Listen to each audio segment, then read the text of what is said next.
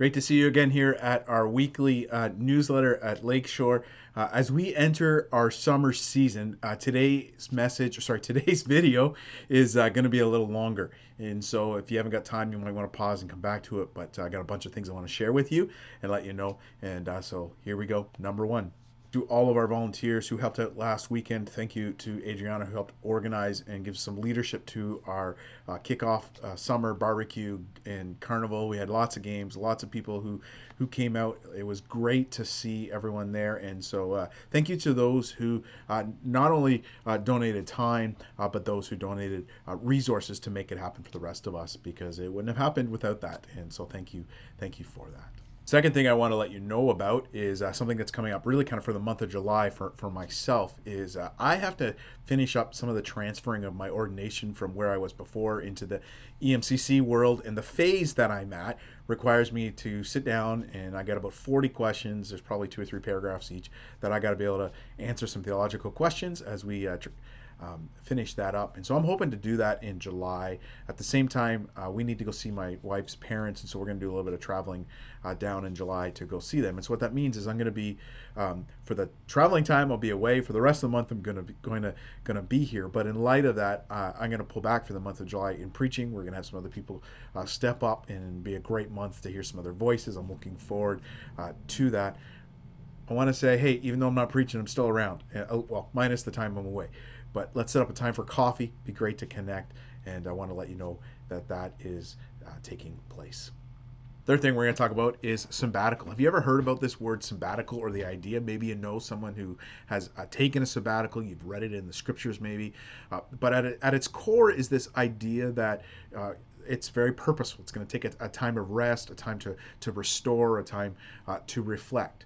The Ministry Council has been having a conversation with Justin for a little while now about Justin taking a short sabbatical. Normally sabbaticals are much longer than what we're talking about, but the idea was proposed for him in light of the reality of the large load that he carried over the last number of years and the challenges that came from that, is recognizing, hey, let's just give a chance for him to be able to get some resets and some refocus for ministry. And so in August, he's going to take a 30-day sabbatical. Yeah, it's much shorter than what's normal, but the idea is it will give some time to reset, to reflect on ministry. This is about us investing in him and for the kingdom in the future. It'll be filled with some time for personal growth. There's some reading he's going to do, some studying on that side. He's got some people he's going to meet with to help mentor and walk him through some his own personal things so that he can grow and become just become a stronger leader. And that's our hope for him.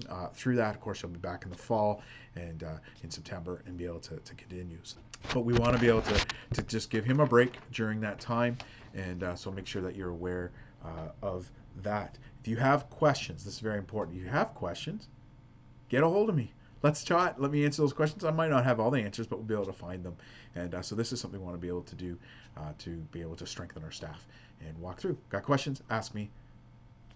We'll go from there. Number 4 is I want to talk about our summer go opportunities. We have these mission experiences that people can tend to have. We got a missions team going. We got people praying. We got children's ministry happening. We kicked off last week with our barbecue. So there's some things happening this summer. And there's 2 things I want to share with you about our summer go experiences.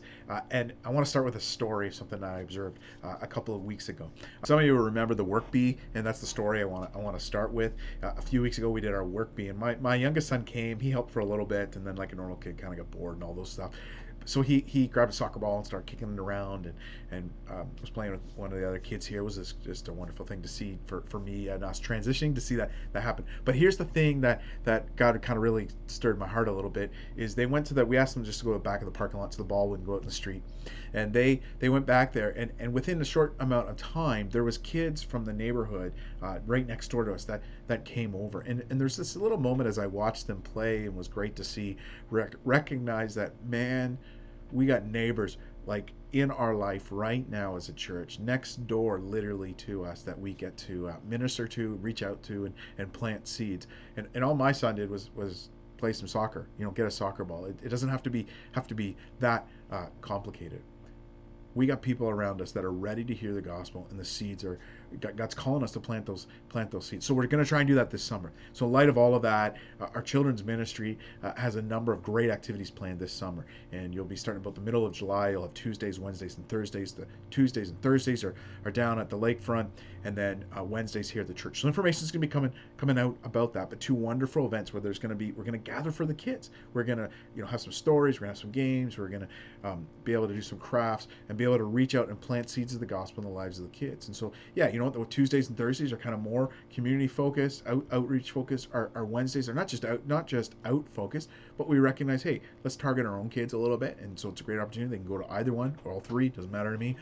But we want to give a space for that, and also those kids can come with their parents to that event. And so this is an amazing thing that's going to be happening this summer. We want to get behind this, and I believe that God has some great things for us as we engage in this area. It's happening from 10 to 12. And if you are interested in getting involved, we're still looking for some volunteers. A number of leaders have stepped up already. People said, hey, I'll get involved. We really need people who have already kind of got the plan to protect stuff taken care of. Otherwise, because there's a little bit of process that we have to go through, we want to make sure we're protecting kids and those that are vulnerable, those that we're serving. That's a very important thing for us as a church to do. But talk to Adriana, and she'll get you hooked up with what roles still need to be fulfilled and how to get involved. One of the ways that we get to connect with our neighbors this summer is through that kids program. So let's get behind this and be able to support this. Now, speaking about connecting with our neighbors, one of the other things that we're talking about over the summer is we got to connect with our neighbors, build relationships, find ways to encourage each other to build those relationships. So for you, that might be maybe you invite some people over for a barbecue. Maybe you find out some way over the next couple of months to bless a few people that kind of enter your world, and whatever that might look like in your circle, find a way to bless people as part of that relationship building piece. We are going to this summer, the first one's July 16th, we are going to have a number of church picnics. Now, they're a little different. They're bring your own picnic. So we want to keep this very easy. We don't have to provide food. It's the idea of bring your own food, right? And so it's not really a potluck. It's just you eat your own. It's like bring a bag lunch, your own lunch. Remember those days of going to school, right? And most of you do it to go to work. And we're going to meet over at Sunset Park. Just across the street here. There's washrooms. There's place area for the kids to play. You want to get wet and go in the water, let's do that. Maybe we'll kick a ball around. But just a good opportunity to be together, and we can invite people to come and join us. The July 16th date, which is our first one, we will have a missionary couple coming and being able to be there and join us that Sunday as well. So it should be a good Sunday. A couple things to pray about for those who are praying this summer. Pray for our missions team that is going to Puerto Rico in August. Everything's coming together for that. Pray for the student that we're going to hire this summer. Pray for all the organization around our kids ministry that's happening right now and the wisdom that's needed around that. And let us pray together for open doors with our neighbors and in planting seeds of the gospel and just serving them. This Sunday, told you it was a long one. This Sunday, I'm going to be speaking from Romans 12, verses 9 to 13. Romans 12 is an amazing chapter. Could spend a lot of time there, but we're just going to look at verses 9 to 13. We're going to talk about another relationship principle this coming Sunday. Hope to see you there, and have a great summer if I don't see you for a little bit. Take care.